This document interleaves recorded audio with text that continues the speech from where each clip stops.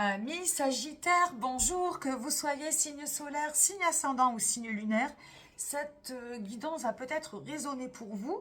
Donc je vous rappelle le principe de mes guidances.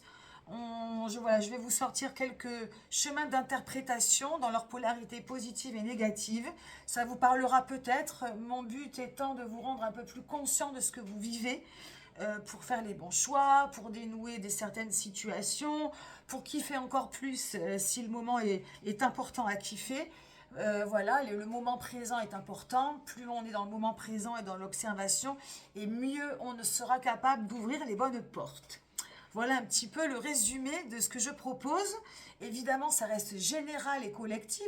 Vous pouvez vous amuser à écouter d'autres guidances qui vous parlera. Si vous écoutez là le solaire, écoutez votre signe ascendant. Si vous avez pas mal de planètes importantes, si vous connaissez un peu l'astrologie, vous pouvez également aussi écouter celles des planètes importantes. Et mon autre conseil est d'écouter une première fois si ça vous plaît, mais que ça reste un petit peu flou, vous laissez diffuser et au bout de quelques temps, vous pouvez venir réécouter la guidance pour comprendre un petit peu mieux et différemment les choses.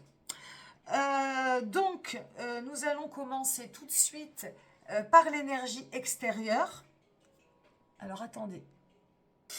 Oui, excusez-moi, j'ai fait une petite pause parce que j'ai oublié de vous faire un petit récap du mois de janvier. Donc, j'ai été vérifier les cartes que vous aviez parce que j'ai pas pu retenir 12 jeux. Et effectivement, le mois dernier, au mois de janvier, on avait le 6 de bâton.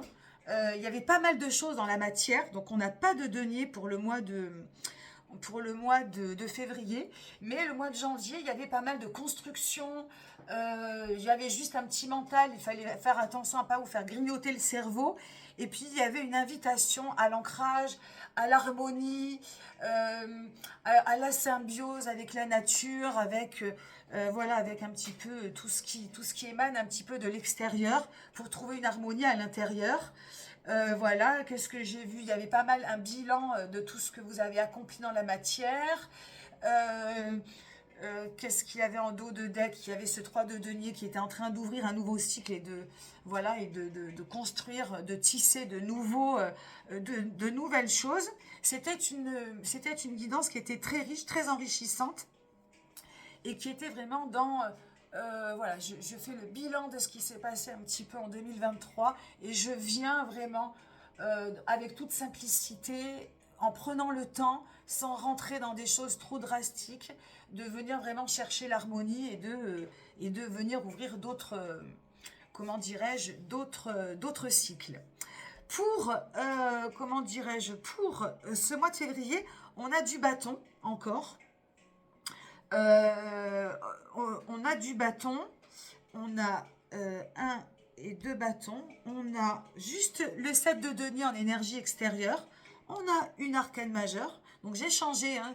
Je ne fais plus les pièges à éviter et l'attitude à adopter. J'ai plutôt fait, une carte sur le sentimental et une autre carte sur la vie professionnelle et matérielle ou matérielle pour celles et ceux qui ne travaillent pas ou plus. Je garde les pièges à éviter pour les guidances hebdomadaires, en sachant que là, je vais vraiment parler des polarités positives et négatives. Donc, on a une seule arcane majeure, qui est l'impératrice, qui est sur le travail et la vie matérielle. Et nous allons commencer tout de suite. Donc, on a un certain équilibre entre l'épée, le bâton, un peu les deniers, et une arcane majeure. Donc, un mois qui va être tranquille. 7 de denier, ça représente un petit peu ce que vous avez accompli et ce que vous avez cherché à entreprendre au mois de janvier.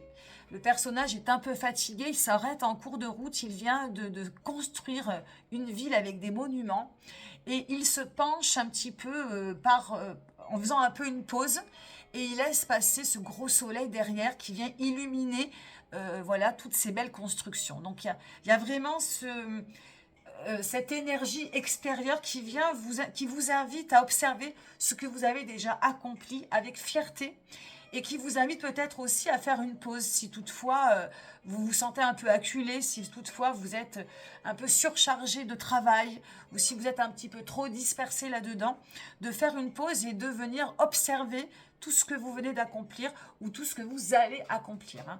Ça peut être aussi une invitation à ouvrir, à continuer de travailler, à continuer d'accomplir, à continuer d'élaborer. Le 7 de denier, je vous rappelle, c'est la matière. Et dans le 7 de denier, on commence à voir les bénéfices, à profiter des bénéfices. On peut être aussi bloqué dans cette énergie et ne pas les voir, les bénéfices. Justement, cette carte montre un petit peu les deux. Elle vous invite vraiment à contempler ce que vous venez déjà de faire, mais aussi, encore une fois, je le répète, à peut-être faire une pause pour laisser passer la lumière, pour prendre un peu de recul sur tout ça. Donc évidemment, c'est vague à adapter, voilà, à adapter. Alors, justement, est-ce qu'il y a un rapport, l'humeur du mois, c'est le 4 de coupe. C'est un personnage qui est un peu blasé, qui vient se reposer auprès d'un arbre. On vient d'ailleurs lui proposer une coupe, on lui tend la main. Donc ça peut être dans l'affectif. Est-ce qu'en ce moment, vous vous sentez un petit peu dans une routine ou est-ce que vous vous sentez un petit peu trop seul? Ou est-ce que, même de manière émotionnelle, voilà, vous êtes un petit peu, comme je disais tout à l'heure, un petit peu acculé un petit peu dans un surmenage par le travail, par une occupation, une activité, quelque chose qui vient un peu vous étouffer et qui vient un peu, voilà, vous fatiguer et vous demande un petit peu peut-être de vous reposer, ou il y a peut-être une espèce de monotonie également, plus rien n'a d'importance, plus rien n'a de saveur, plus rien n'a de jolies couleurs. En tout cas, cette carte vient parler, voilà, de monotonie, de trop de redondance. Et par contre, vous voyez cette petite coupe qui surgit comme ça de n'importe où. Faites attention peut-être aux opportunités, aux gens qui sont autour de vous et qui viennent peut-être vous tendre la main pour telle ou telle, pour telle ou telle chose à observer. L'énergie intérieure principale, on va partir de la reine d'épée. La reine d'épée, elle est sur son trône avec son épée à la main. Donc je rappelle, la reine, elle est bien dans ce qu'elle maîtrise, dans ce qu'elle connaît. Et elle reste bien ancrée sur la terre, elle ne veut pas en bouger, elle ne veut pas prendre trop de risques, elle est en mode self-défense. Donc il y a vraiment un sentiment dans le mois de février de manquer de quelque chose, manquer de peps, manquer de folie. Il y a quelque chose qui est un peu en autodéfense, en protection. Voilà, il y a peut-être une espèce de petite pause aussi dans le mental parce qu'il y a beaucoup de choses qui se sont passées, beaucoup de travail accumulé. Mais attention donc à ces deux énergies qui restent dans une stabilité. J'ai peur de me brûler avec la bougie à chaque fois. Voilà, là on a le 4 de coupe, là on a la reine d'épée qui a la valeur de 4. De 4 et de 5. Donc on se mouille pas trop. On se mouille pas trop. Vers quelle énergie ça risque d'évoluer? Vers le 7 de bâton. Pareil, c'est le personnage, il est sur comment dirais-je, un socle qui n'est pas très stable. On dirait qu'il est en train de lutter contre des agressions un petit peu extérieures. Donc attention, là on est dans la vitalité. Donc je pense qu'il va falloir que vous fassiez attention à votre santé, à votre vitalité. Prenez des vitamines, faites attention à vous. Ancrez-vous, sachez faire une pause, méditer, marche, voilà, soyez au contact de votre corps, à l'écoute de votre corps, afin de ne pas vous épuiser dans une lutte qui m'a l'air... voilà, est-ce que c'est une lutte qui va servir à quelque chose? C'est jamais bon de se violenter, donc à observer, il faut que les choses soient fluides et pas faire les choses en trop d'efforts. On est 7 de bâton, là on est dans le 7 de denier, donc là c'est la vitalité, là c'est la matière. Lui, il se penche sur le côté pour laisser passer la lumière, il a l'air un peu essoufflé, il fait une pause. Donc attention intérieurement à écouter entre la vitalité, la santé et ce que vous faites dans la matière. Cause et conséquences. Pour la vie sentimentale, alors pareil, est-ce qu'il y a-t-il un lien ou pas? On est dans le 10 de bâton. Le personnage se cache derrière tout ce qui vient d'amasser. Donc, est-ce que vous êtes en fin de cycle? Est-ce qu'il y a une fin en soi? Alors attention, quand je parle de fin, je ne vous parle pas d'une fin dans la fin de votre couple ou la fin de quelque chose de dramatique. Mais est-ce qu'on n'est pas arrivé au bout de quelque chose? Voilà. Et est-ce que ça ne va pas donner naissance à quelque chose de nouveau, de léger? Voilà, donc je vous invite à constater ça. Le personnage a l'air aussi épuisé dans la vie sentimentale, dans trop d'émotions. Alors, est-ce que c'est par rapport au travail? Est-ce que c'est par rapport à une activité? Par rapport à une situation?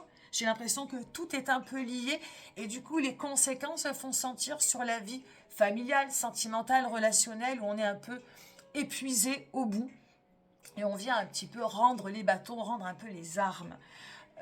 Voilà, donc faites attention peut-être à observer. Néanmoins, le 10 de bâton dans le tarot de Marseille, dans son énergie positive, est au contraire une énergie fluide où tout est léger, tout se fait tout se fait tout seul. L'énergie est très très bonne et très intéressante. Donc là, la carte amène plutôt une certaine souffrance, une certaine fin en soi, un certain ras-le-bol. Hein, bon, j'ai envie de dire, qui correspondent un petit peu aux cartes, un petit peu aux alentours, hein, mais ça demande juste à être observé et voir si ça vous parle, donc à juste faire une pause, à accepter les mains qu'on vous tend, à mettre un peu de piment, un peu de piquant dans votre vie, à vous changer les idées, hein, à ne pas avoir peut-être la tête dans le guidon comme ça. Hein, c'est ça aussi, hein, le cadre de couple, c'est sortir de la routine, faire des choses inattendues, mettre un peu de folie. Hein, vous êtes un signe un peu fou d'ailleurs, un signe qui aime être tiré vers le haut, qui est normalement très optimiste. Donc servez-vous de votre énergie de base naturelle pour justement vous rendre compte peut-être que là je me fatigue, là j'ai trop la tête dans le guidon, là allez je déconnecte, je mets un peu de folie dans ma vie. Et d'ailleurs, je vais faire le lien directement avec notre belle impératrice qui, elle, est là, qui intervient sur votre vie matérielle et professionnelle. Alors là, c'est pareil. Ça sera à vous d'adapter, de mettre peut-être les choses dans un autre ordre. Mais cette impératrice, elle vous dit de lâcher prise. Elle vous dit de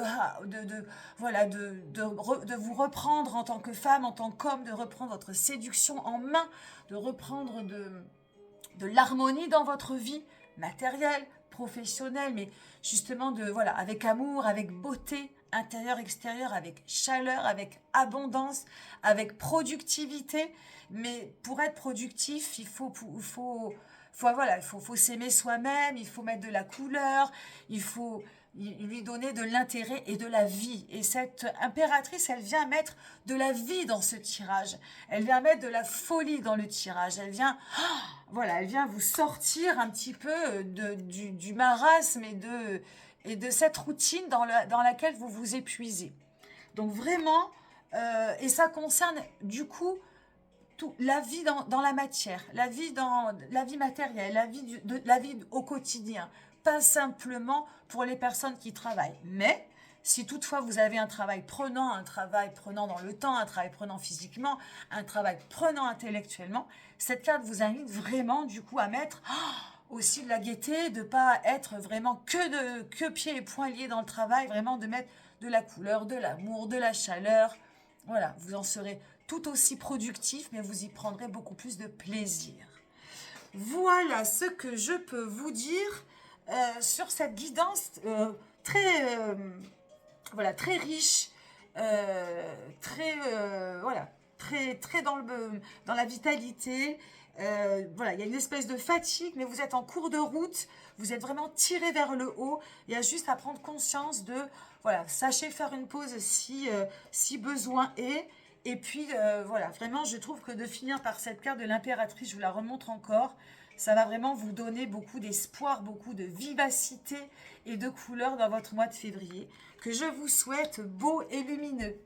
Voilà, ben, c'est ce que je voulais vous souhaiter. Donc, beau et lumineux pour ce mois de février. Je vous dis à très bientôt, mes amis Sagittaires, pour les guidances hebdomadaires le dimanche et le lundi, ou pour la prochaine guidance du mois de mars. Au revoir, bye bye.